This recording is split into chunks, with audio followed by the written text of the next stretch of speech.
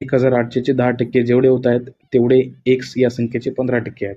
सुरुवातीला आपल्याला 1800चे 10% काढून घ्यावे लागतील. 1800 चे साठी वापरत असतो गुणाकार. 10%साठी 10/100. सुरुवातीला 1800चे 2 शून्य आणि 100चे 2 शून्य कट करून घ्यायचे. उरलं आहे 18 गुणिले 10 ते होतात 180. म्हणजेच एक्सचे 15% झाले 180. म्हणजे 15%साठी किंमत आहे 180. तर 100साठी किती? अशा वेळेस करायचा असो तिरकस गुणाकार. 180 गुणिले 100 भागिले मध्ये येत असतो 15. या 15ने 180ला भाग द्यायचा आपला. 15 × 15 अंशामध्ये पण 15 × 15 उरतात 3. त्यानंतर 15 दुने 30. उरलेला आहे 12 गुणिले 100.